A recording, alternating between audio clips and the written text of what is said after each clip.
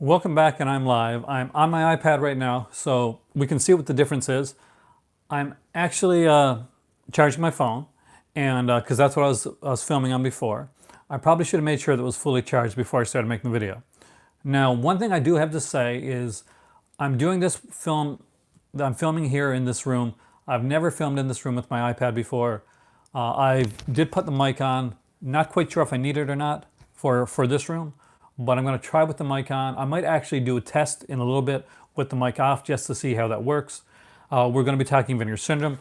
And for everybody that came in on the last video, came in back from the last video, hey, Cubic Lover, hey, John.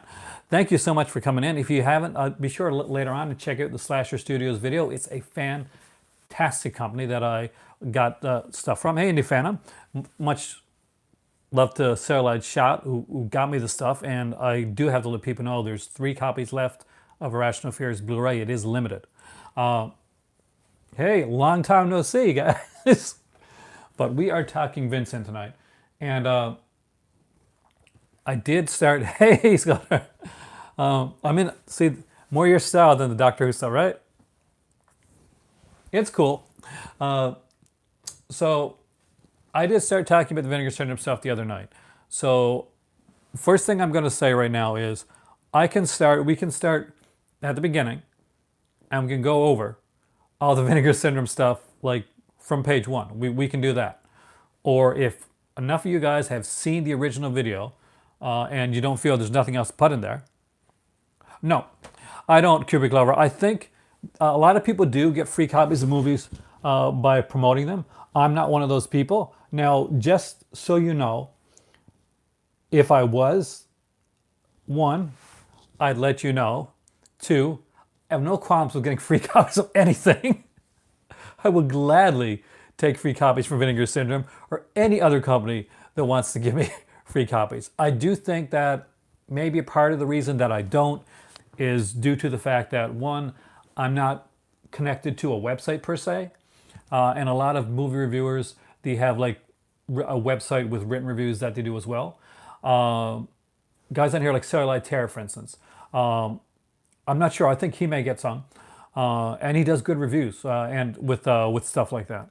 And he has, there's the website as well. Another thing is I am in Canada, and a lot of the companies that I talk about are US based. It can be, as some people that have sent me stuff, they will know, it can sometimes be a bit pricey to send things my way with shipping and handling.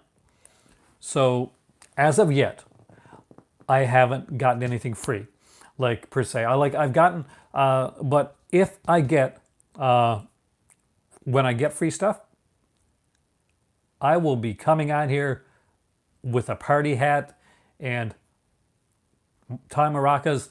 I will be celebrating that. That will be a celebration.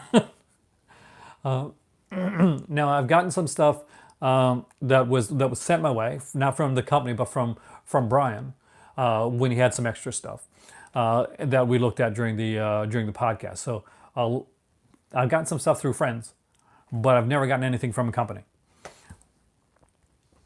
When I talk about a movie, it's usually just because I love the movie. But no, I will be completely, like, all cards on the table. When I started like reviewing like movies and stuff like that, my dream was to have companies send me stuff. Like, I'd be joyous if Mill Creek sent me films. The podcast that I was in, Just the Discs. It's a great one with the host Brian Sauer, and he has like a lot of people on it. Stephanie Crawford, Rob Galuza, is the same guy that does a Pure Cinema podcast. If you've checked that one out, if you haven't, check it out. It's really good. I've only been on 2 episodes so far, but that's 2 more than I ever thought I'd be on. It's weird because it's legitimately a podcast that was a favorite that I used to listen to. So it was kind of surreal, especially first getting asked to go on, because imagine like your favorite show or something like that, right? And you're watching your favorite show, and you're walking out somewhere, and somebody comes along and says, hey, would you like to be on this? It's that kind of feeling. That was kind of feeling. It's still surreal. I'm the Vinegar Syndrome guy for just this podcast right now. I've put myself in that box, and I'm fine with that. I like that. So usually when Vinegar Syndrome is being talked about, hopefully keeping up in the future, that will be me. So if you ever listen, you listen to them, so you'll hear my stuff there. Anyway, so I guess before I go any further, I should announce the two movies that were already that were put out. They're announced. They're not coming out. Thanks a lot, Javed. One of these days, hopefully, you know. But I will never turn down free discs. I will shamelessly, like, be honest with that. Who would, like, a movie? If you're a movie lover, who turns down the free stuff? Hopefully, I'm still hoping that one of these days, Vinegar Syndrome, I'm actually gonna watch one or two of my videos and see how many people like have bought some stuff from watching these videos. A good friend of mine, actually, on Instagram, he just messaged me the other day. I got him hooked on the Vinegar Syndrome stuff, and he'll see this. I won't say his name, but he'll see this. So he ended up, and he sent me like a Mara Baba set actually a while back. But he's got 63 Vinegar Syndrome titles now in his collection. Yeah, exactly, free Blood Hook, which is one of the ones I really want for when the sale coming out.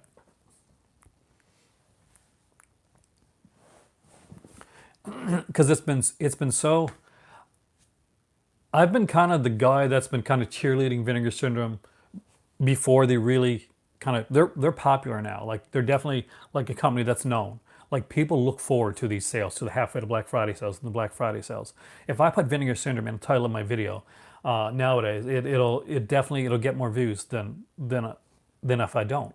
If I say my Doctor Who video is in the 130 type thing, if I put Vinegar Syndrome, that's an automatic 200, usually for me, and that's but I've been like following Vinegar Syndrome since before they became the big popular company that they are now.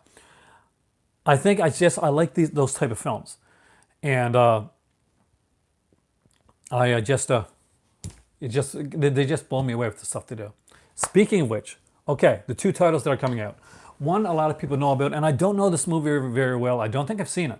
So if you guys have seen this one, you can let me know. It's coming out later on this year, and it's called The Passing. So I'm always glad when somebody finds a company like that, especially Vincent, because I really like Vincent stuff.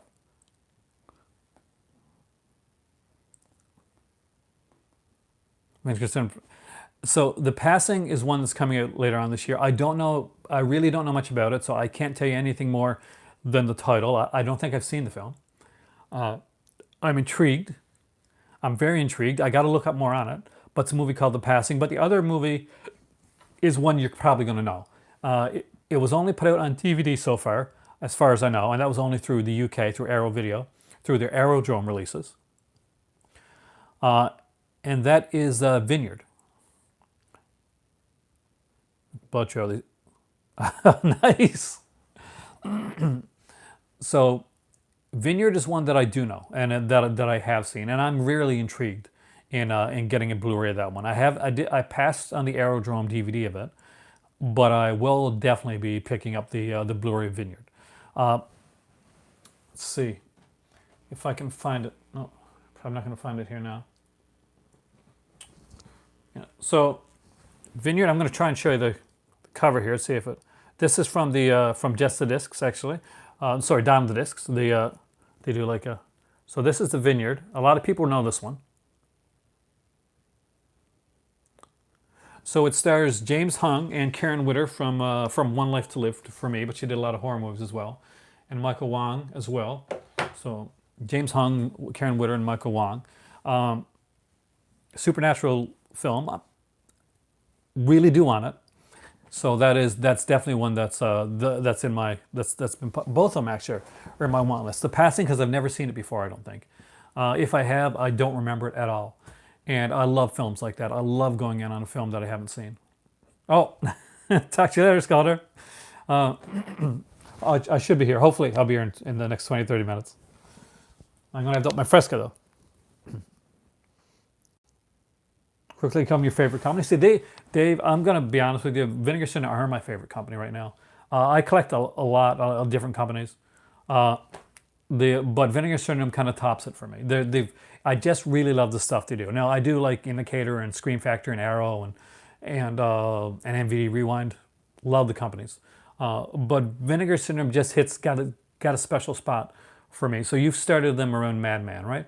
I know a lot of people's like, when people talk about like when they got into Scream Factory, and they'll say, well, They Live was kind of their gateway drug to Scream Factory. For a lot of people, They Live was that one that like kind of pushed them over the edge, and then he started collecting Scream Factory. Titles like Madman and Raw Force tend to be what you hear. When you hear somebody talk about Vinegar Syndrome, those two titles usually come into play. Somebody picked up Madman, somebody picked up like Raw Force. For me, the gateway drug of Vinegar Syndrome was the first one I ever bought, and that was Night Train to Terror. Now, I'd seen Night Train to Terror like many times on like kind of like really cheapy budget titles. They'd have like 10, 20 movies. Those kind of like the BFI, pre-Mill Creek, the BFI Classics collection and stuff like that. Oh. But not a Vinegar Syndrome fan, B-movie? Or you just got stuff to do. But but that was the one for me. I got Night Train to Terror. At the time, I didn't know that it was a Vinegar Syndrome title. I wasn't very familiar with the company themselves, but I picked it up. I watched the film with my kids actually, and then afterwards they had a second disc, a DVD. Early morning. Sleep well, dude. It's been great having you in here. I'm sorry I had to like start over again. But it's been it had a second film, which was a complete film on one of the three shorts which was in that anthology film, and it really showed that film in a completely different light, and it made me really, really respect the actress that was in the film, and it was the only thing she'd ever done, which made it extra cool to have it. Is that this was the only film that this girl had ever made, and she was like very like enigmatic.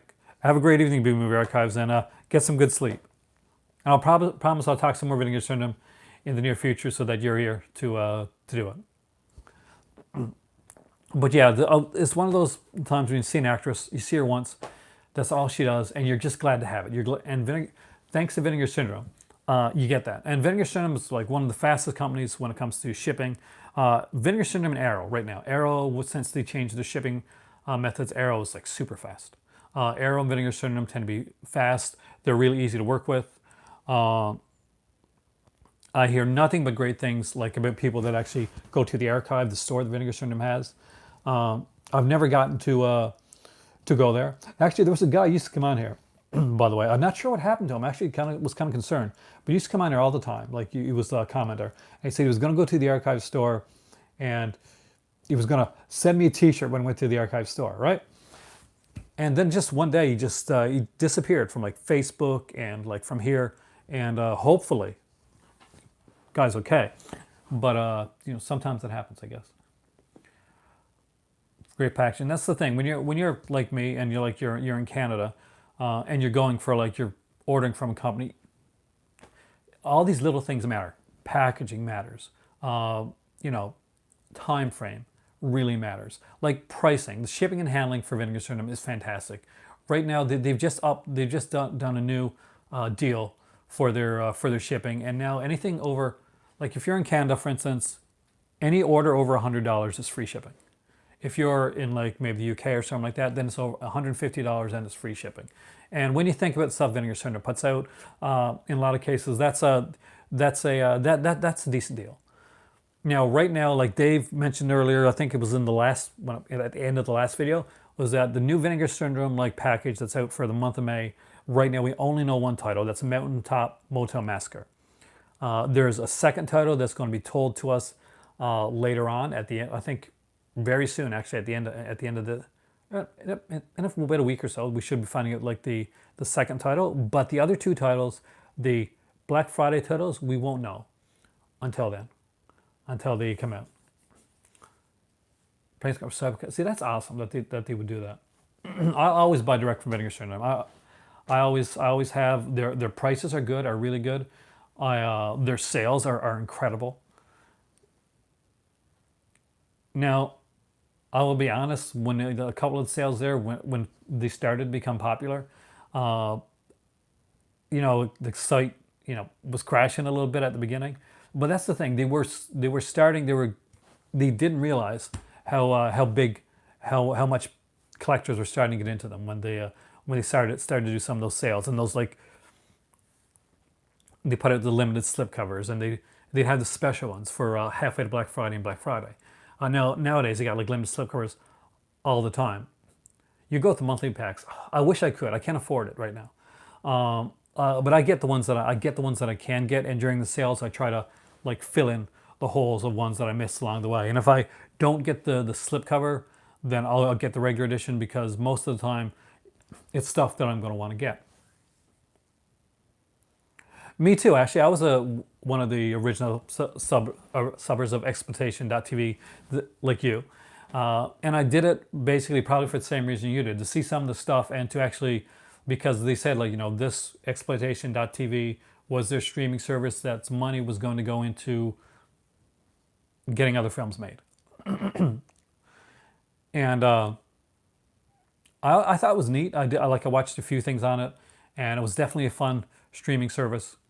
But at the end of the day, I decided to go with buying other physical stuff. That and Exploitation TV shut down, actually.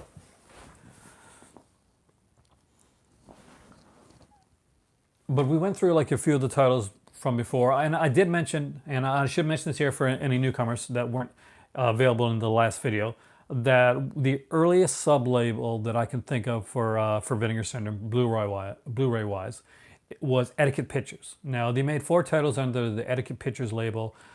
Just to let you know, for the upcoming sale, they have said that Etiquette Pictures, like, releases are not being repressed or reprinted. So if you want things like American Dreamer with Dennis Hopper, I recommend getting it during the sale, because I don't think it is going to be coming back after that, from everything that I can ascertain. So if you're looking for any of the Etiquette Pictures releases, just keep an eye on them for the upcoming sale. Especially if there's ones that you really want. Say you got the last movie from Indicator Pictures, and you want to grab the American Dreamer, which was a great, like, double feature for Dennis Hopper double feature. Definitely worth checking out. Oh yeah, Shudder definitely does, like, a lot of stuff from Vinegar Syndrome. One thing I like about Shudder, and I do recommend Shudder as a streaming service, and because if you're a real collector, exactly, yeah, Filmstruck didn't last. I still think part of the reason the Filmstruck didn't last is it didn't go Canadian. That was their one mistake. Says Canadians are big cinephiles. But the one thing I'll say about, like, if you're a collector, if you love film, and a streaming service won't take the place of your films. All it'll do is it'll inspire you to buy other films. It'll inspire you to buy films that you watch on the streaming service. It'll inspire you to watch films based on ones that you saw on that service. For me, it does. Like, if I see something I really like on Shudder, that thing ends up, if it's physically available, that ends up in my library. Some I won't watch until I get the discs. Certain ones that I really want. I don't know. There's a movie that recently came out from Vinegar Syndrome, a Canadian kind of thriller called Sudden Fury, which I remember being really good. I saw it a lot when I was younger. I don't have the Vinegar Syndrome edition of it. I'm really excited to get that one, actually. But Sudden Fury was one that I really, really want to see. And if it comes on Shudder, I need to own the disc, so I won't watch it on Shudder because I want to have that disc. The same with, there's one that recently done called Darkroom. And Darkroom is a slasher film, and it kind of flew under the radar. It's on the most recent like package, the one before the May package, it's on the April package. And for people that didn't get the package, apparently they said that Dark Room is definitely one of their better like slasher films that they put out. But a lot of people don't get it because its cover isn't as nice. They were blatantly honest. The cover is not as nice as some of their other covers. So, like for instance, if you were to go on the site right now, hey Movie Madness, and you were to look at, I'm not sure, maybe Jack Frost or Demon Wind, or what's the one I said before Dark Room? Sudden Fury. I think you like that, Brian. Sudden Fury is a really, it's one actually done in Canada, and the basic, the premise, it's one of those, it's Hitchcockian type. It's one of those wrong man stories. And not giving anything away, but basically there's a husband and wife that are arguing. The husband does like tries to, well, gets in an accident in attempt to kill his wife, and a good Samaritan comes along to try to help her out, and he ends up getting having to go on the run. So definitely check that one out. Hopefully that doesn't give away too much. That's just the opening of the film, so hopefully it doesn't give away too much.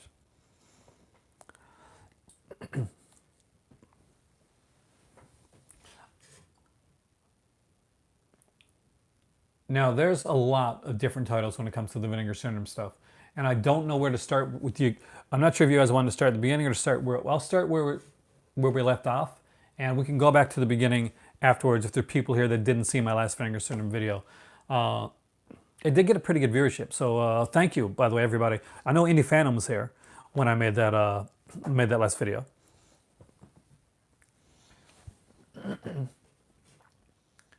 But I spoke about like a few different like titles that came out from Vinegar Syndrome, stuff that I did think people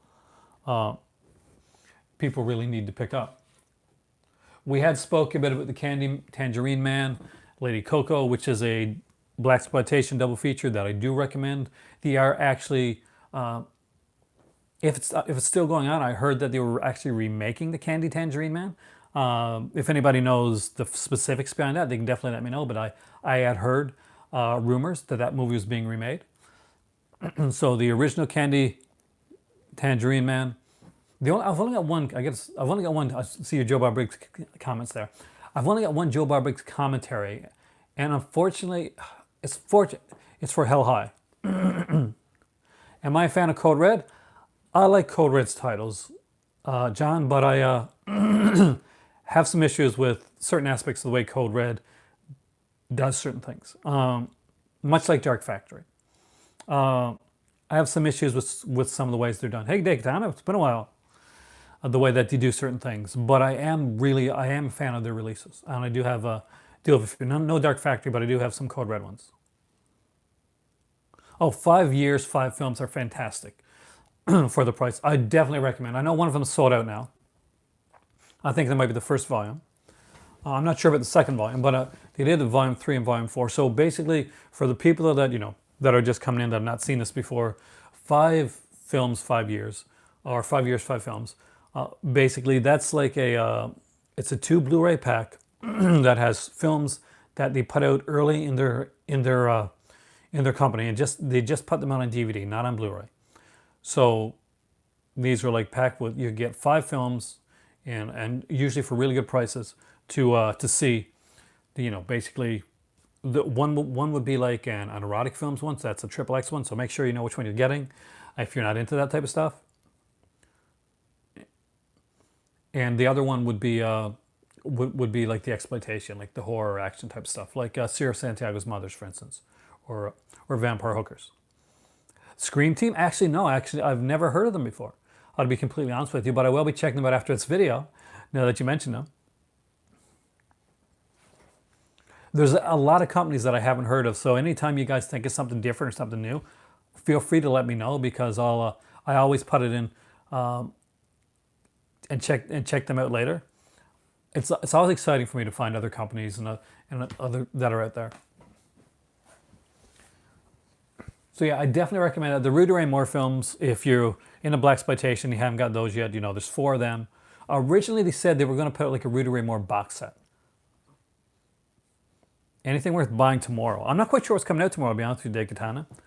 And I'll tell you why. I've purposely stayed away from what's coming out in like the new releases. Like the guys in here will probably know better than I will, so the movie club will know. But because I'm saving till the Vinegar Syndrome sale. So I don't actually have, I'm not actually even going to the store for that specific reason. So I don't tempt myself, I don't spend any money. Now I'm going to Halifax in about a week and a half.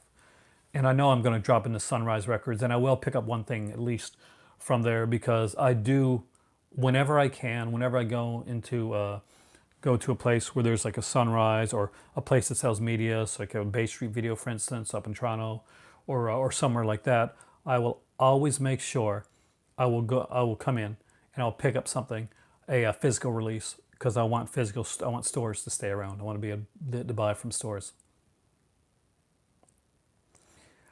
The sale, I'm not quite certain. If it goes anything like before, I'd say maybe around May 25th, somewhere around there. Once it's announced the day that the sale is going to be for sure, I will, because they usually announce a few days before. Because what they'll do is they'll shut down their website to get the new movies put on there. One thing I'll do is I'll come on here and I'll let you guys know that the sale's coming up. And we will have a really, really in-depth talk. 24th, 27th. Thanks, Dave. So it's the 24th. Nice. Was that on the Shockwaves podcast? Did I miss that? Because that's very likely, Thanks, Dave.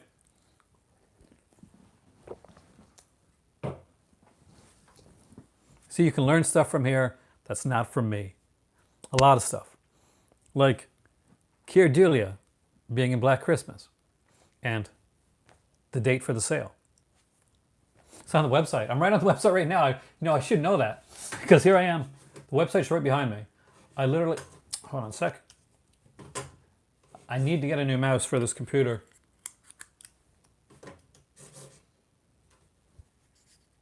Like, seriously, do. This is an old iMac. I probably haven't been to the front page of the website in a while. Let me just check.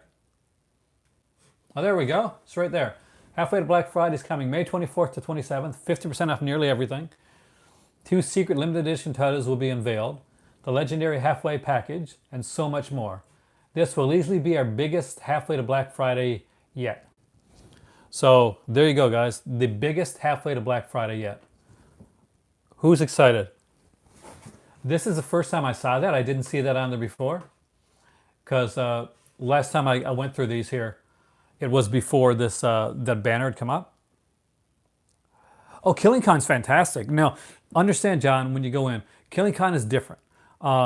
It's more of it's a thriller, more of like a gothic one. It's not one of their sleazier ones, but it is a really good film. Ann Southern is in it. She did like a lot of stuff. She did a lot of like you're going, wow, it's exciting. I know how you feel. It's a great film. I really like The Killing Kind. It's not their typical and if Vinegar Syndrome had like this kind of like they did a lot of Z grade and a lot of like overlooked stuff, and you would expect kind of just some of the sleazier stuff, and then they started putting out stuff like The Killing Kind and Incubus and Dominique and titles like that, and then you realize Vinegar Syndrome is really kind of like branching out with the stuff that they're doing, but all of it, everything, even like stuff like the Killing Kind or Dominique, for instance, you watch the film and you feel, yeah, this is Vinegar Syndrome. They are completely strongly, they know their brand. That's not as easy as you think, actually, because there are companies out there that I'll be. No, that's not that Incubus. You're thinking of the earlier Incubus film. Incubus, Kubrick Glover stars John Cassavetes and John Ireland. That's one of the first films I talked about in the first Just to This podcast that I was on, and when I did give it the highest recommendation that I could possibly give to a Vinegar Syndrome release. It was one of my top releases, if not my top Vinegar Syndrome release of last year. So if you don't have it, it is one I strongly recommend picking up during that sale. It is a really, really good film. Or to put it to you in the way that I put it to on the website, and I think this on the podcast, and I think this is the best possible thing that I can say for the movie Incubus, is that I would pair it, if I was going to watch Incubus, I wanted a double feature for the movie Incubus. Not the Shatner one, but the Vinegar Syndrome one with Cassavetes. I would pair it with The Changeling, George C. Scott. And the movies work well together. I actually did. I did double feature them together. And they worked really well. And I have a high regard for the movie The Changeling. It is one of my favorite haunted house stories of all time. So for me to say here, pair Incubus with The Changeling, that's giving Incubus, for me, like soup. I highly rate it, highly recommend Incubus. It is a fantastic one. It's got a great score too. Uh, the Changeling does, like definitely, like that. The Changeling, the George C. Scott, it belongs in everybody's collection. It's one of those movies that does, and so does Incubus. I think both of those films really belong in everybody's collection. Like there's movies I'll come on and I'll talk about, and I'll say, okay, this is for certain people, and this is kind of cheesy, and this is kind of silly, that type of thing. But something about Incubus really stuck with me. Uh, John Cassavetes, like his role, and it's so real and so raw, and there's a reason behind that, and there's great features on the Incubus as well. There's like you'll like the film, hopefully. I thought it was fantastic, but the features too will even hype it even more. Not at all. That sounds like an awesome festival, dude. Um, that festival is still going on. I hope you're still going to it.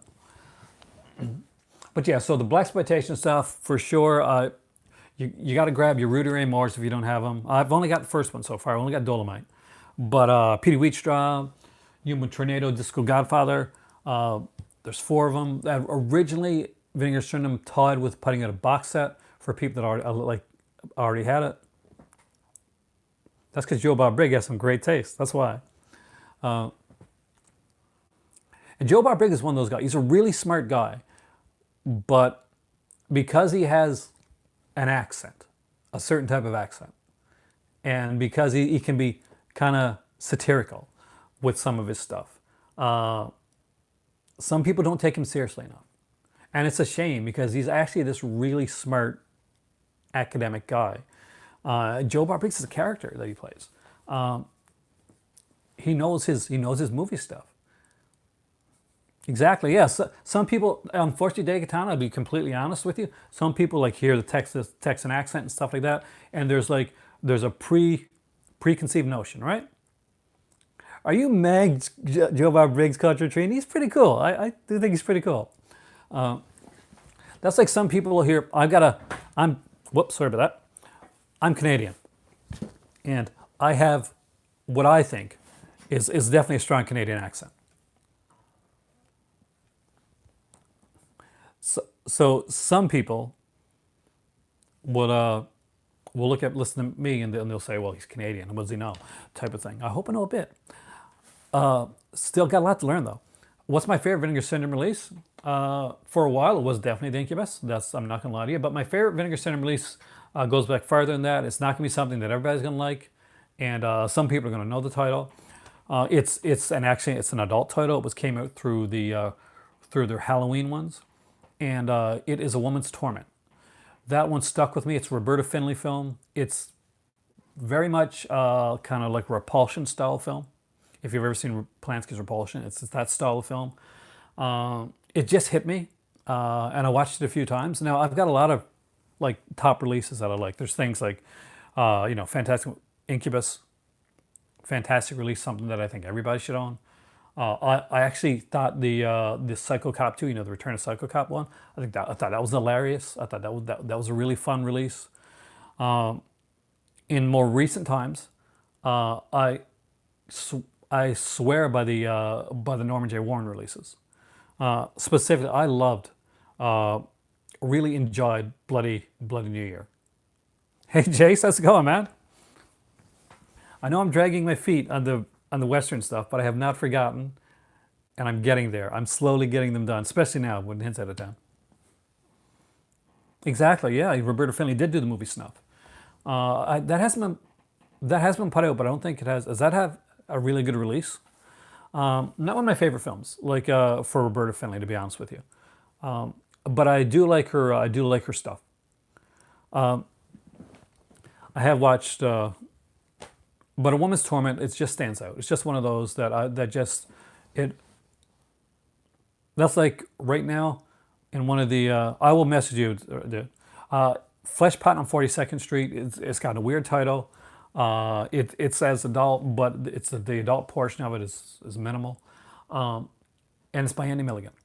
And if you know he's a director Andy Milligan, writer director Andy Milligan, then one thing you're going to find with a lot of his work is when people talk, and this is like here's the big plus that I can give for Andy Milligan. When people talk in his films, it doesn't sound like they're scripted. It sounds like people talking in the films. I'm watching the opening of Flesh Pot on 42nd Street. There's an argument between a couple, and it doesn't sound like a scripted thing. It sounds like a couple. It sounds like I'm walking by somebody's apartment, and I hear them having an argument. It sounds real. It doesn't sound forced, or it just comes across as like a real well done conversation. And as somebody that writes and has spent a bit of time writing, I will be bluntly upfront and tell you that one of the hardest things to do to get right is conversation. You can have like the greatest idea in the world. You can think of the greatest idea, the greatest script idea in the world, but if that idea starts out with your people talking and it sounds forced or it doesn't sound real, it can die right there. It can kill it. You could have this fantastic idea, and you get a low budget films sometimes they'll have great ideas. There'll be great things behind them, but then the people start to talk, and it doesn't come across like people talking. It comes across like, oh yes, I guess this is a film. You go out of it. Andy Milligan, at least in Flesh Pot on 42nd Street, which is the most recent Andy Milligan film I've seen, you feel in it. You feel like okay, I could see these people. I could see myself walking next to these people, walking down the road, passing these people. I feel they're real. Some of the best writers, I keep hitting my camera, sorry about that, actually the screamers subtext and body language. Sometimes, but I don't think so. I won't completely agree with them there. You can get away with a lot more on screen with like subtext and body language. Like obviously on a screen more than like on a stage play, for instance. You can zoom in. You can do things from different angles. You can get a look, or you can get something through an inflection. But for me, when it's not so much about what they say, it's about how they say. And I don't mean by inflection or tone or anything like that. I just mean that it sounds like it's like it sounds legit. Okay. I'm trying to get this. You don't say what they're thinking. That brings me to the couplings and the episodes with Commander Subtext. If you haven't seen Couplings, check it out. It's a really, really good British show by Stephen Moffat. Lasted 4 series. Please don't watch the American version. It was horrible. That's why it got canceled so fast. But yeah, no, there's something to be said for what your screenwriter is saying, screen teacher was saying. But I do think that you got your copy of Bloody New Year today? Nice! Let me know what you think of it, by the way. I actually thought it was a really, really fun film. And the song is addictive. I want the soundtrack to Bloody New Year because that song is so damn good. I liked it anyway. So if anybody's seen Bloody New Year and they know the song I'm talking about, I actually ended up like going and finding like more about the group, and because there's a couple songs in Bloody New Year that I actually found really cool.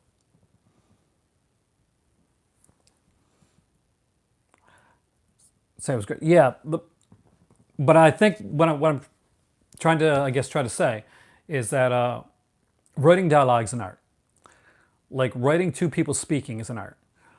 Whether what they're conveying is what's being said or not, it's just the fact that writing it realistically, writing two people, like you can hear people talk, and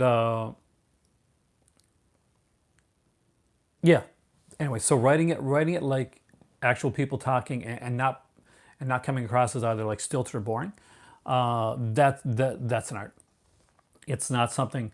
It's something that I think a lot of people are. You got to have an ear for. It's you can be taught like a bit, but you have to have an ear for something like that. I would when I was writing back in my writing days, I would spend a lot of time like riding back and forth on buses and going into like into malls, and I just listening to people, and I was secretly spying.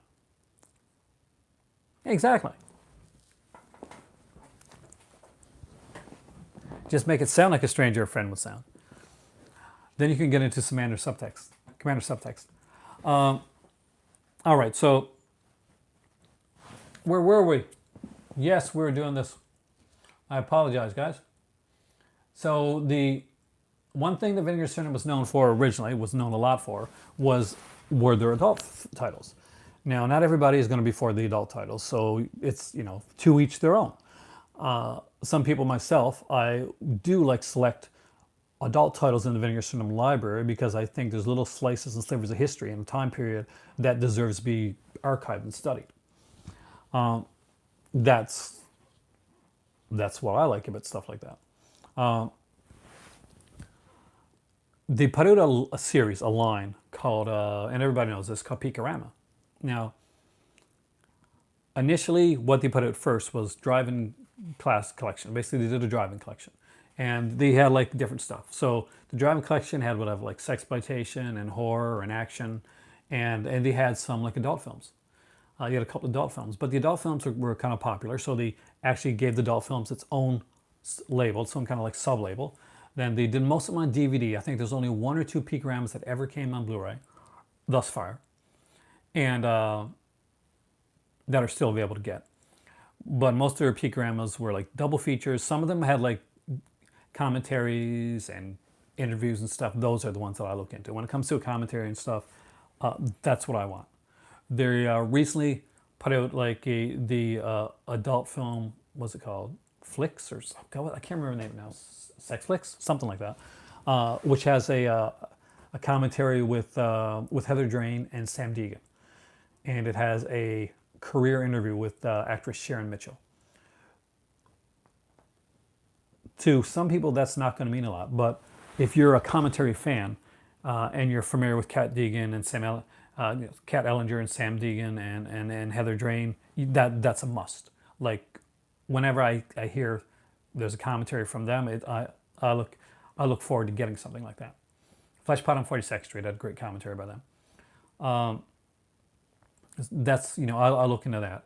I'm interested in the history behind adult cinema more than I am the adult films. So having a career interview with Sharon Mitchell, who has a very interesting life, is something that I am looking. Skin Fix, I think it's called. That I am looking forward to seeing.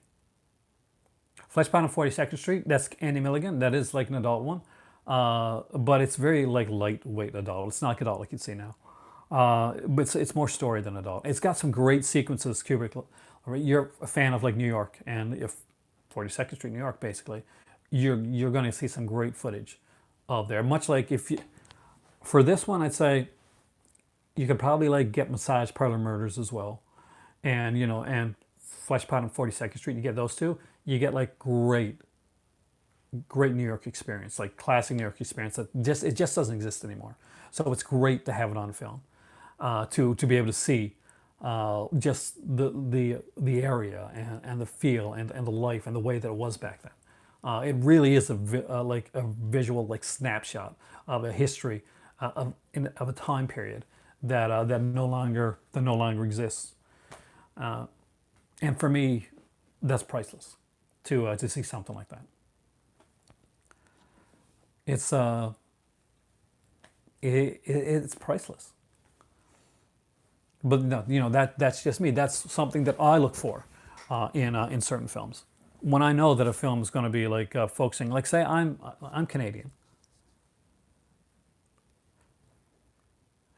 Yeah, that's the thing. The vintage adult commentaries. Thanks, Indie Fan, because there's a whole the world of adult cinema back then. It was it was crazy. They were the true renegades of their day. But what they did in a lot of cases, they got some of them arrested, thrown into court. They had to do things on the fly, and they actually had to make films. People see like the stuff that's out now. I don't watch a lot of like I don't watch the stuff that's now because there it's clips. It's not. I don't know. So but there's no stories basically. But these films had to be made back then to run through for theater runs. So most of the films that were made, the adult films that were made back then, a lot of them, they were made so that if they needed to, if need be, that the film could stand on its own with its story. So in some markets, for instance, they couldn't put in the adult sequences of those films. So they had to be snipped out. Due to this and because of this, they had to work a lot harder on making the actual story portion of it, do work well enough. So you get a lot of what I would consider better actors back during that period. People that actually could pull off, like people like Harry Reams and Peter North and of course Jamie Gillis. Exactly, it started with clips and loops in it and returned to that. Wow, that's perfect actually. It returned to where it started, just in a different way.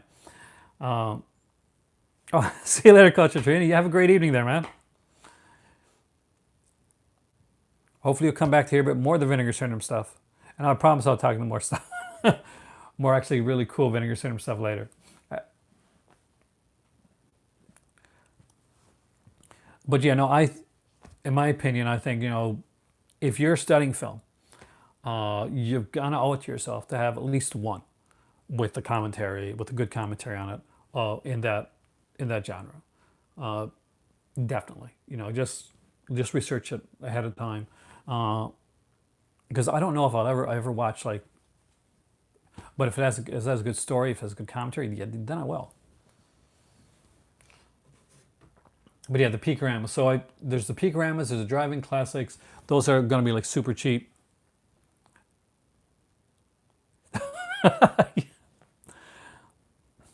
Did you really? Peter North is one of those guys that could have easily gone into like legitimate mainstream cinema, and he was offered like the chance to do a lot of mainstream work throughout the years. But I think it's Peter North himself that said, and you can probably verify this. Basically, why would I? I've got the best job in the world. So, because he's got a very Hollywood look to him. He kind of reminds me. Remember the Wincott brothers? Like they did like a bunch of movies. One did like a lot of like martial arts films. One did like this show, like this really popular Canadian show. I can't remember the name right now. It might have been Street Legal or something like. It was one of those type of shows anyway. But there's two Wincott brothers anyway. So Peter North has that look to me anyway. One of the Wincott brothers, like a better looking Wincott brother. If you're not Canadian or you don't know a lot of films, you probably won't know that. Oh no, Peter North is definitely a porn actor. He acts in adult films, but he's an actor. He's done a few things. Deep Throat guy you're talking about is Harry Reams. I think this guy you're talking about. Harry Reams is a great comedic actor. He wasn't originally supposed to be in Deep Throat. Like somebody else didn't show up, so he ended up like doing the role. But it was fortuitous that he did, because as far as and as far as it goes, Reams was a fantastic actor with great comedic timing. So whenever they would put him in films like that, they would most often choose a lot of the more comedic films. Ginger Lynch's Trashy Lady, for instance, would be another one that would use that. And I don't mean to get into just adult stuff. I'm actually going to talk about regular Vinegar Syndrome stuff, just in case there are people there that really don't care for the adult stuff. I want to be able to do both aspects of it, and talk to you guys about the Vinegar Syndrome label, because that is one thing that they have done, and they have done well. Jamie Gillis he's in Nighthawks briefly. I think he's in what's it called? I think he's in 52 Pickup with Roy Schreider. I think he's in that one. There's a couple actors, like adult actors and actresses in 52 Pickup actually. But Jamie Gillis is another one of those guys that could have legitimately gone on at any point and just acted, like straight acting, straightforward, like just normal acting, because he can be that good. Yes. Oh no, Nighthawks is not an adult film. Now, yeah, you're right. Sylvester Stallone is a Nighthawks film. Jamie Gillis has kind of a small role in it. No, Hudson Hawk is Bruce Willis, and Nighthawks is a really good film. Hudson Hawks is a cult film, but Nighthawks is a fantastic film. That actually, for me, is the real star of Nighthawks is Rutger Hauer. It's Rutger Hauer's first American performance, North American performance, and he steals the show. So much. And if you don't have the Nighthawks by Selector, I recommend it. So yeah, things like Catch My Soul is an etiquette picture. The American Dreamer is an etiquette picture. Now these type, did it ever, Bob? These type, like American Dreamer, if you don't have it, Cubic Lover, specifically, I think that's your type. And it's not coming back. So just to let you know, this is, I'm not sure if you can see it there, guys, but that's Dennis Hopper, and American Dreamer, and Etiquette Picture. Basically, Etiquette Picture releases are being discontinued. We will sell out of the remaining stock that we have on hand, and will not repress further units. So yeah, there we have it official from going on to there. It's official that Etiquette Pictures, and these are not adult films, by the way. These are, in many cases, art films. The wild, unexpected success of Easy Rider ushered in what is now seen as the most significant turning point in film's history, making pathologically rebellious Dennis Hopper an unlikely king of Hollywood for a day. Hollywood's follow-up work, The Last Movie, deeply personal but ultimately disastrous meditation on the meaning of cinema, found Hopper drifting farther and farther into foolishness. Captured by co-directors Lawrence Schiller and L.M. Kit Carson, American Dream is a multifaceted document on the life and mind of one of the 20th century's great cinematic voices at the peak of his artistic and commercial success. Shifting between an insightful document of, I just said that, an explosion of verite cinema filmmaking tropes, The American Dream is a mesmerizing journey to the private world of one of Hollywood's most hypnotic directors and stars. Fortuitously timed, fantastically made, and virtually unseen, The American Dreamer is a great 70s film documentary you always wished existed. And that's one of the Etiquette Pictures titles that is going out of print. It's a restored 2K restoration from the original 60mm film print. It is a Blu-ray DVD combo pack. There's a 30-minute making of featurette. There's a Long Way Home preservation featurette. It has an extensive photo gallery, and it does have a 16-page booklet as well as reversible artwork. Other titles that came out from Etiquette Pictures were Catch My Soul, which was the only film directed by Patrick McGowan from The Prisoner. It's an odd film. Basically, it stars Susan Terrell, who actually I'm a big fan of, and swamp rocker Tony Joe White. And it is a strange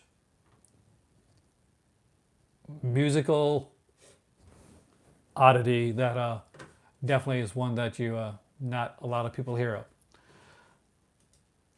The other, I think that's one too. Etiquette Pictures release that's here is Hangs Upon Nothing, and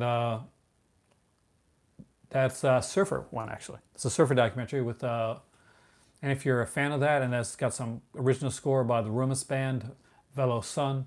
So if you're interested in there in that style of music and that style of life, that lifestyle, then they're definitely ones to look into. They're ones that I have put like strongly on my watch list right now. But I want to make sure that anybody that doesn't know about Etiquette Pictures gets the chance to get it while they're still available. Now, next up, there's a few here that Madman, which Dave G. I'm not sure if you're still there, Dave, or not, but that's one that you did recommend. That was your first. That was your first release that you picked up from Vinegar Syndrome. If you have the Blu-ray of the 5 films, 5 years, one of the ones that's on there is Cirio Santiago's film The Mothers, which is a really cool, cheesy action exploitation film. And I'm just a really big fan of Cirio Santiago's work. Now, one thing about the about some of the releases. So for this one here, you're okay. Like as long as you got the, if you don't want to get the Blu-ray release, you can always pick up that one. But if you got the chance to get the 5 films, 5 years, one with the mothers on it, it's actually really good. I like Cirio Santiago. Christmas Evil, of course. Always, I'm going to recommend Christmas Horror. Oh, really? Did you like it? Is it one you'd pick up, Cubic Library? That's what I want to ask you. Is it one that you'd want in your collection? Because I'm actually very intrigued by it.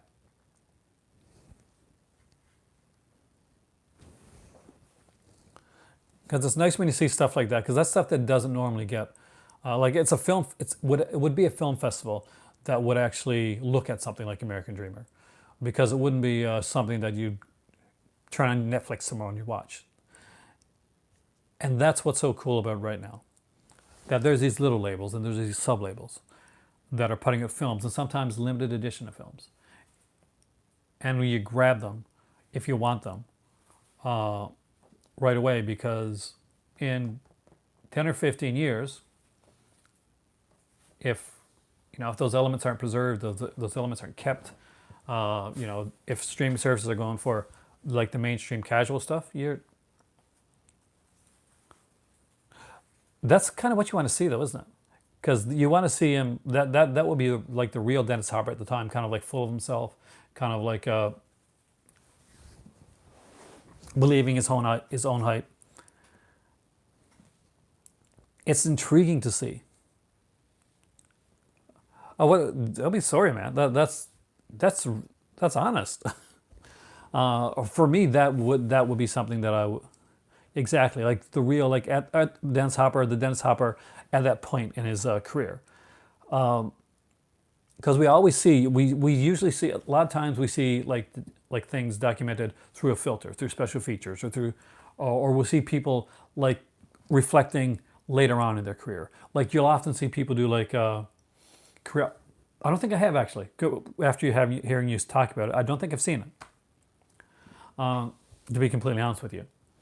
You'll hear people like talking back, like either fondly or being kind of like bluntly honest about their career later on in their career.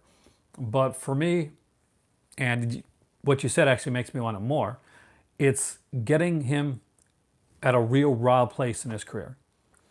During that point, and what you can be or can become with success. Exactly. If you want to see, for instance, if you want to see Dennis Hopper being pretty much, according to Cubic over there, Brian, being like a real dick, this is American Dreamer is a great way to see that and see the way that that fame can affect some people. That's true, and I think one of the biggest examples of that is, I'm a huge fan of of horror, and I had always been told when I was going to go to a convention that to be wary, because my meeting people is going to be, it would be completely different than I would lose some of my idols.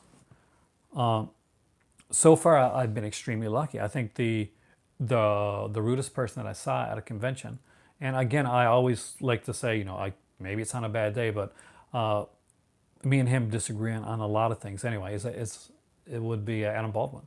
But one of the nicest guys that I thought was going to be a complete dick, because I was led to believe that he would be, was when I've said this on here, so I won't like belabor the point, was Tom Savini, who was one of the best experiences I've ever had.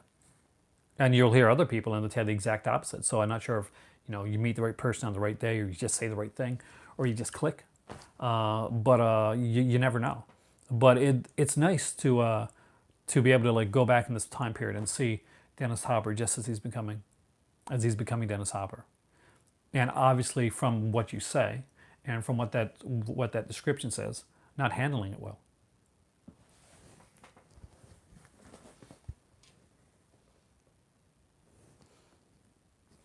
Now, of course, there is Graduation Day, which was one of their early ones that they put out. I'm getting into the earlier stuff now, and I'm going to go back to the original stuff. One that they say is like a hard sell for them is one that I keep saying that I'm going to get and I haven't picked up yet, and that's Sugar Cookies with Lynn Lowry.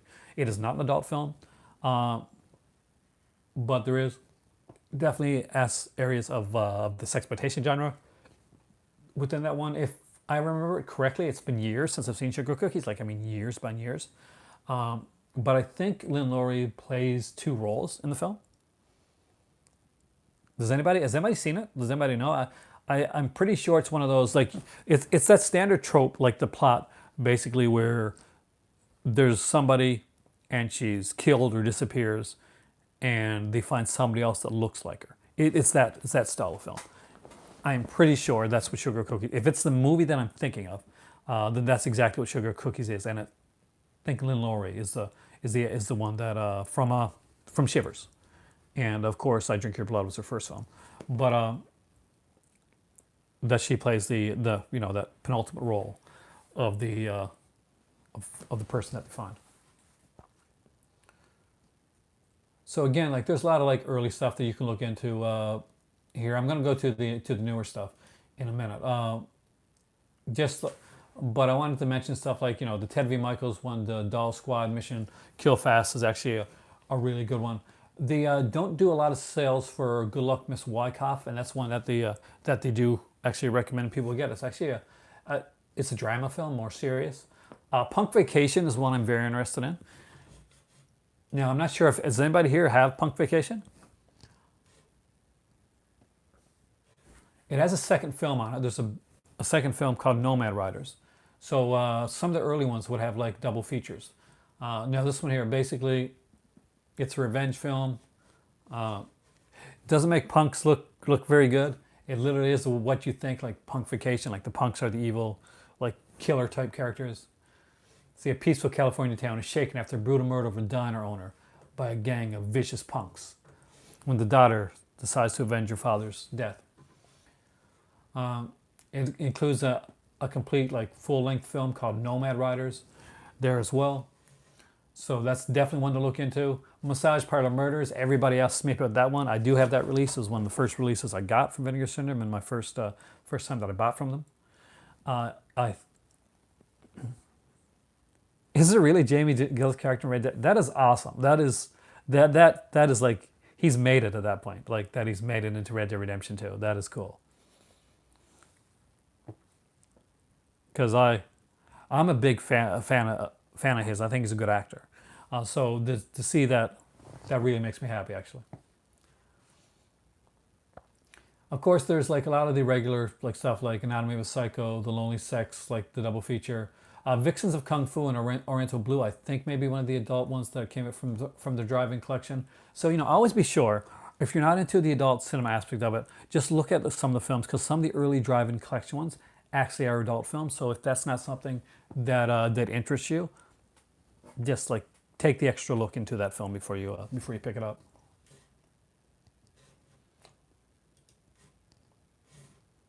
Let's go into we'll go into the newer stuff now. Now we do know that the sale is going to be 50% off most stuff. Now that being said, like for the month of right now, the month of April, you're probably not going to get a 50% off. You might get a little bit less for the month of April, and May. Like those two. Well, May is going to be the price it is, but things like April and March may be ones that are might be slightly higher priced than some of the other ones. I don't. My oldest, she has it, but I don't have it yet. I played the original Red Dead Redemption. I wasn't a fan of the spin-off game that they did, the one after, I think it was called Revolve or something like that. But I do want to get the second one. I got so many games I got to finish right now before I do that. I'm like, and now with the new game systems coming out, man. Anyway, but out of the newer stuff, I definitely recommend Dark Room. Corruption with Chris Miller is a Spanish giallo. A tamer Spanish giallo in pieces, but still Spanish giallo. Grandmother's House, super stoked to see that one. That's one that I remember from back in the day. Brink Stevens, I think, has a role in that one, and it's going to be a fun watch. That was actually I'm not sure if it's a Trauma production or like just a Trauma acquisition, but it's definitely a fun little film. The Suckling is one that I got here that I got to watch actually in the next couple of days. There's only 221 copies of Dark Room left in stock. Well, I'd say more than likely because it wasn't doing well initially, and it's a good one. But that I do think that the Shockwaves episode, they made the time to talk about Dark Room, and the film, really kind of like pump up the film. I do find that usually directly after one of their podcasts that they go on. You'll see that some of the releases that they mention within that podcast, although they'll start to sell out. So I always say, look and listen to those podcasts, and then check on the then check out over the next few days and see exactly how it's going. If it's something that you really, really want and you don't want to miss the slipcover of, yeah, that's the thing. Like order your copy. Let's just check it right now just to see if it's what it's at here. Yeah, but right now, so one copy sold, since you just mentioned that. So there's 220 left in stock for Dark Room.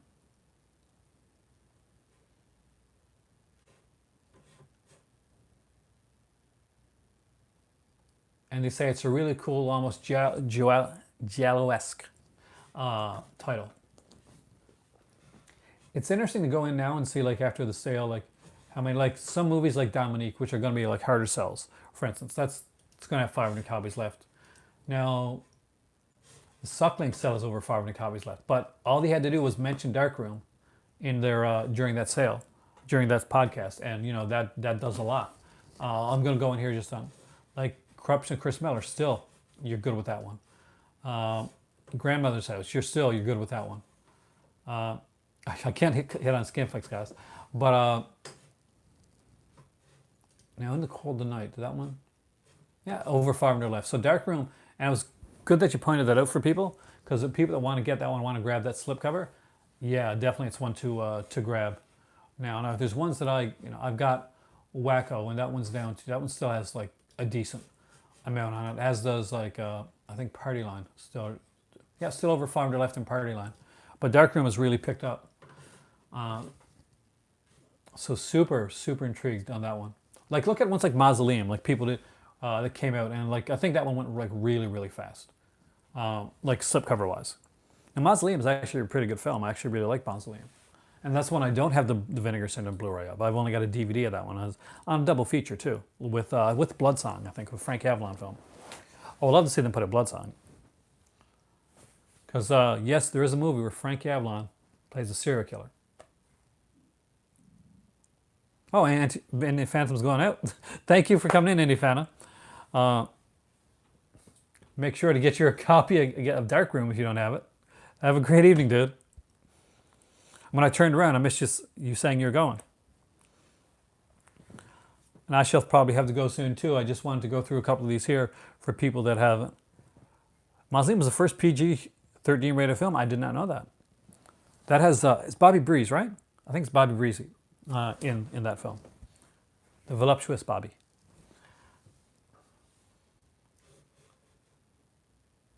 Does anybody know anything about Beware My Brethren?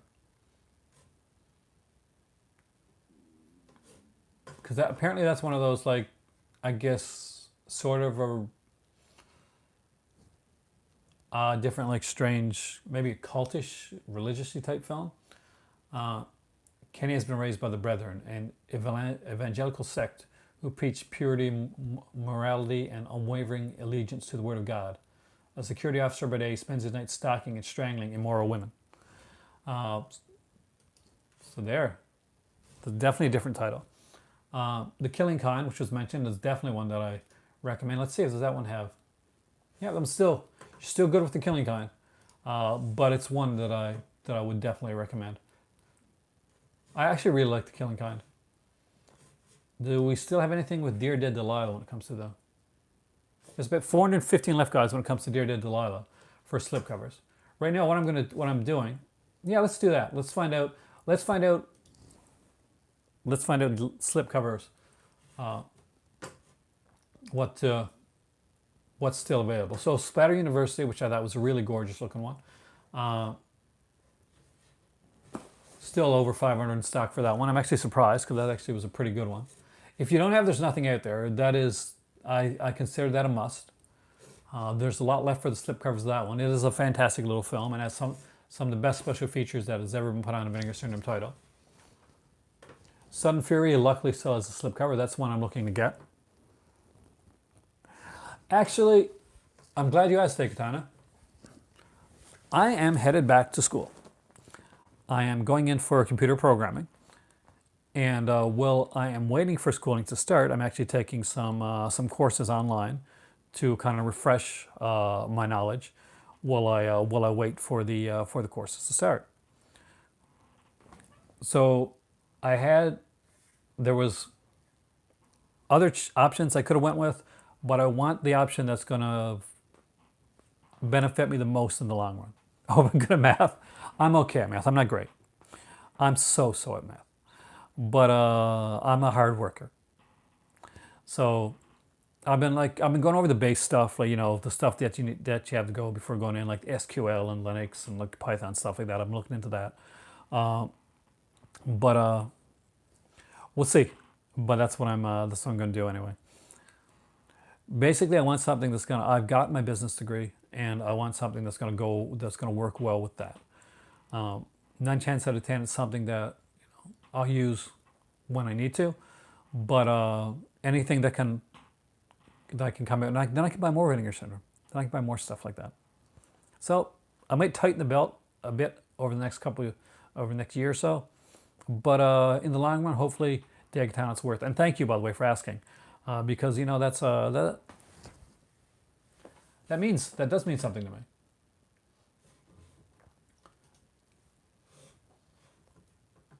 So so here's an alert. Here's a low alert. So The Dead Come Home, otherwise known as The House on Tombstone Hill, is down to 95 copies of that slipcover. So if you're looking at The House on Tombstone Hill, I'm not sure if you can see the cover very well here. This is a slipcover. It is down to only 95 copies left.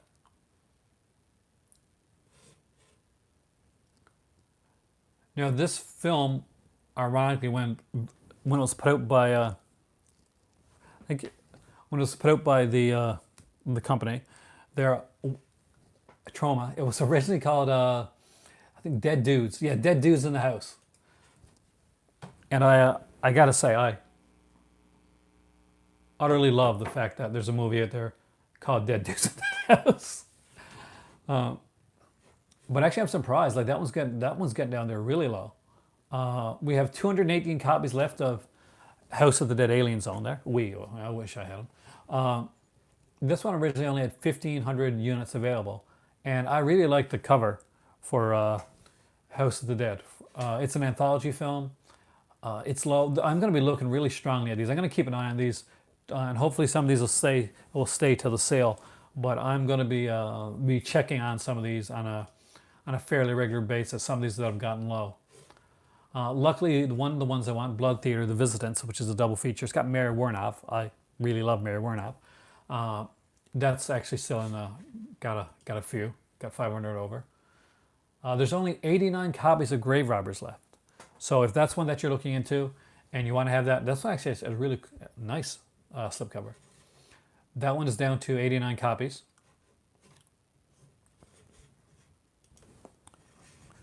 I'm really glad somebody mentioned this because now we can actually just look in and see this. That's something I never thought about doing before, but it's something important to actually look into and see, especially if you're looking at these sales and you're looking at getting all the limited editions, you're looking at getting the slipcovers. It's good to know exactly where you're at right now. Penitentiary 2 still has pretty good. It's 403 copies of Penitentiary 2 left, which has, but for me, has the best slipcover of the two Penitentiary films. Now, the original Penitentiary only has 232 left in the slipcovers.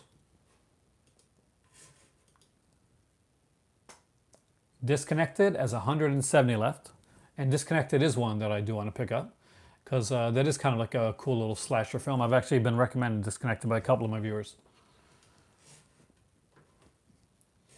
And if you're a fan of the corpse grinders, which is a Ted V. Michaels one with the evil cats, there is actually only 57 of those left in stock right now with the slipcover. So just to let you know, there's 57 of the corpse grinders left in stock, and if that's something that you want and something that you're looking into, then definitely picking it up. The Pete Carpenter double feature, not a slipcover one, but a limited edition double feature, has 407 copies left. So if you're looking at getting Blood Mania and Point of Terror, what's special about this limited edition is that it has a DVD which includes TV versions of both of the films, and that's kind of neat to have.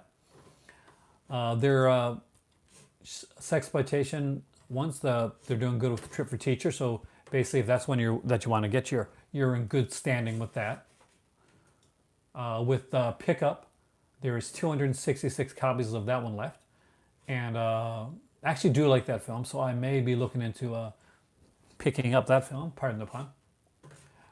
Andy Milligan's Seeds and Vapors, which is another of the sexploitation one, the sexploitation signature series, still has around 500 copies left, so you're fairly good with that one. I'll see if there's anything else that I missed out on in the on the front page there. So, Fugitive Girls, which I think is also signature sexploitation. Yeah, the fourth one in the signature sexploitation is down to 345 copies. So I think you're pretty safe when it comes to that release.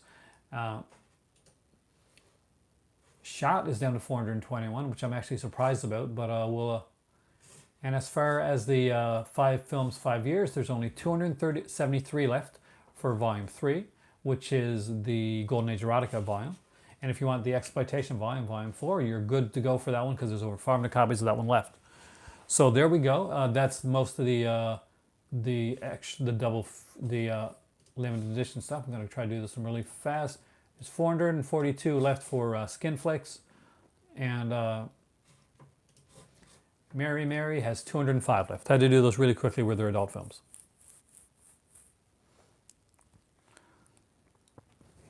So thanks in strong part there, well, total thanks to Dave there that just mentioned that, which actually was the only reason that I was able to look into the limited editions there. So if there's anything there that you guys are really looking into and you're hoping to wait on the sale, keep an eye out because some of those have actually gotten pretty low, with the lowest one there being 57. It's really surprising to see that the Dark Room is selling out so extraordinarily fast. It kind of makes me want to grab it pre-sale because I do not want to miss out on that title.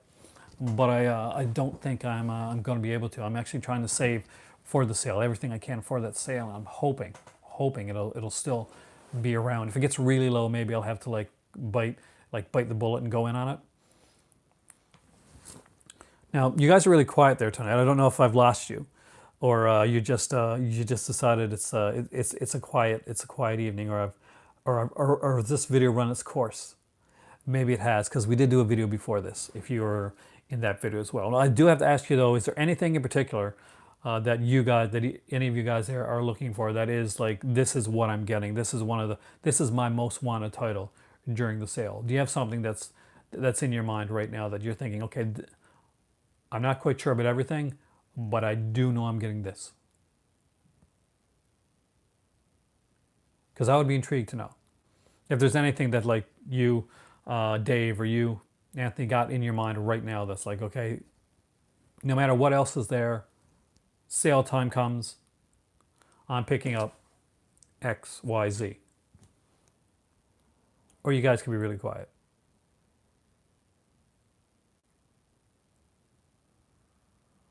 Okay, so on the note that that everybody has gotten extremely quiet, I think maybe the video has gotten to its logical conclusion.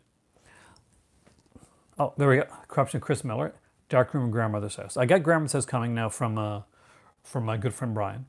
Corruption, Chris Miller, and Darkroom are ones I strongly need.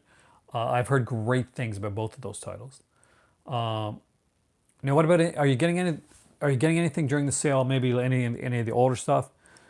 Is there like tons of like what I'm trying to do is I did up 6 Vinegar Syndrome lists. I did up 6 different lists because I've got a limited amount that I can actually get. Disconnected. Yeah, there's one I want to is Disconnected. I do want to get some of the slasher stuff that I don't have. I don't have Star Time. I know there's no slipcover for Star Time, but I don't have that one yet, and that's kind of one of the ones that I'm intrigued about to picking up because I have heard some decent stuff about that one there, and I still haven't picked up Liquid Sky yet. So those are 2 that are on my list. Basically, when it comes to Vinegar Syndrome sale right now, I'm trying to because I get a lot of the stuff, the newer stuff that come out, but there's a lot that I don't have that I'm trying to fill up.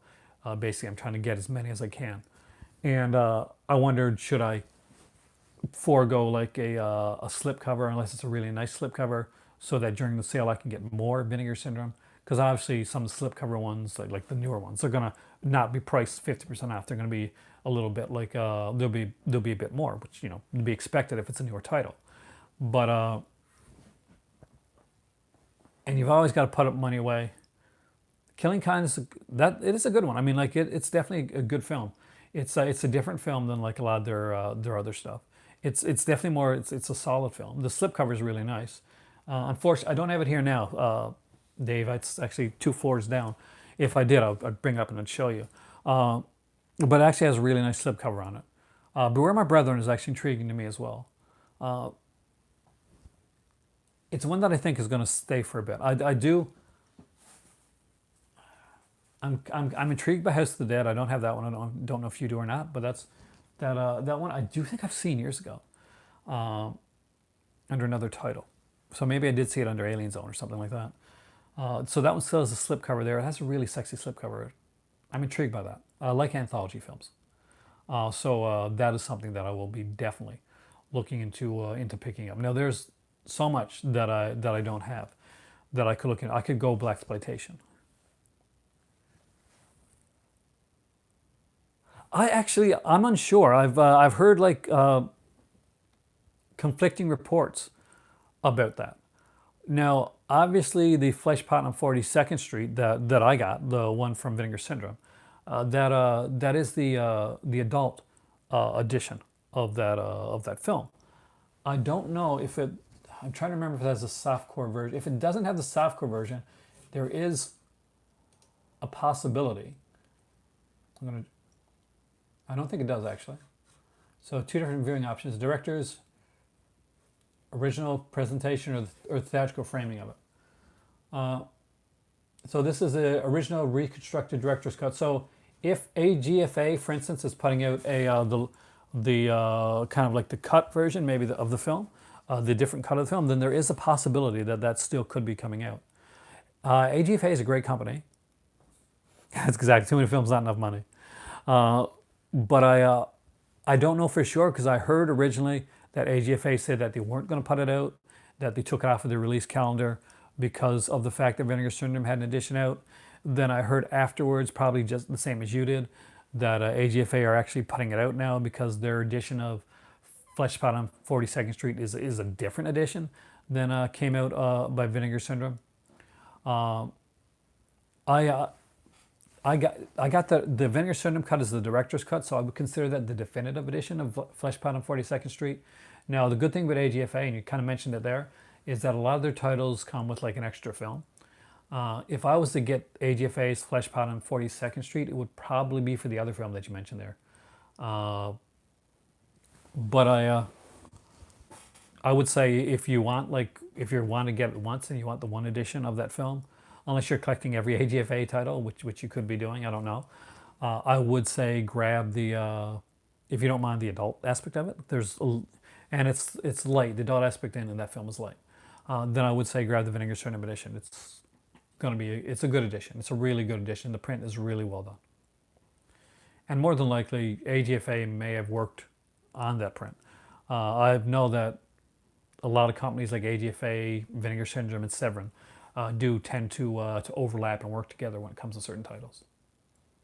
When I picked up Sin for the Wharf by Severin Films, the extra film on there was actually one that was gotten for them through Vinegar Syndrome. They actually are they're companies that do deal with one another, as do AGFA. So you can actually, if you go into to the Vinegar Syndrome website, I think you can actually buy some of the AGFA titles there. I'll actually check for you right now, because they do have other labels here, and they give staff picks, and staff will pick things from AGFA to so series. So yep. So say the AG. Here, let me see if I can find it for you.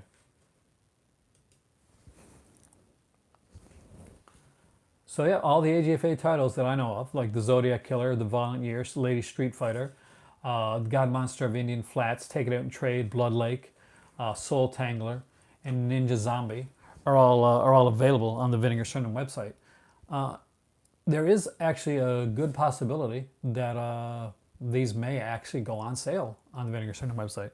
I'm trying to remember on their last sale if titles from other companies went on sale as well. I know the Vinegar Syndrome titles did. I'm not quite sure about the other titles. But it will be interesting because there's a couple. Oh, look at this.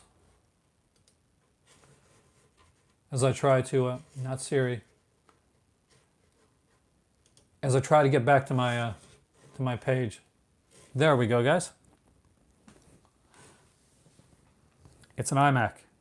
You have to get used to these things. But yeah, seeing this here excites the hell out of me. 24th to the 27th. 50% off nearly everything. 2 secret limited edition titles will be unveiled. That was my Siri. I had to close it up. The legendary halfway package and so much more. Stop it. Anyway, with that being said,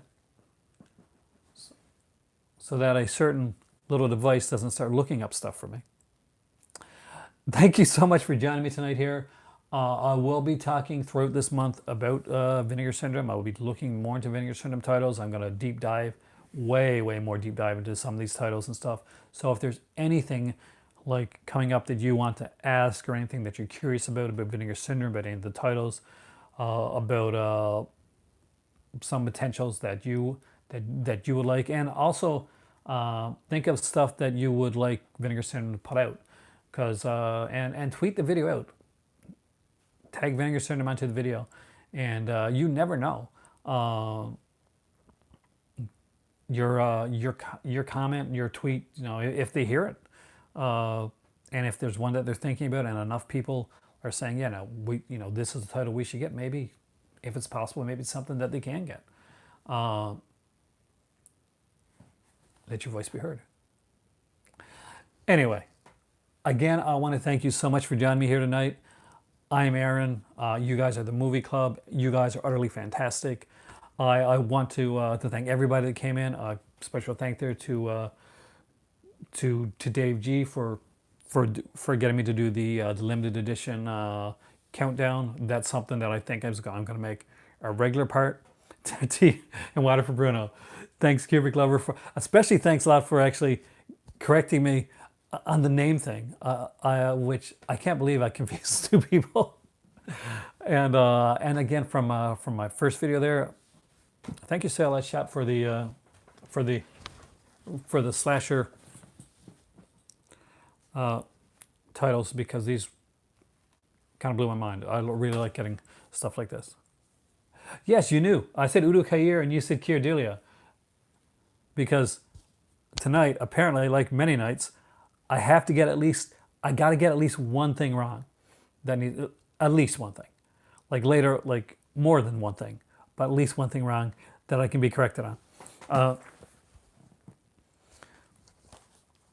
I do not forget these things. Thanks to you guys. Thank you so much, everybody. Have a great evening. Enjoy your week there, and you guys rock. I'm without my better half now, so I'm a little lost. And you guys are great company.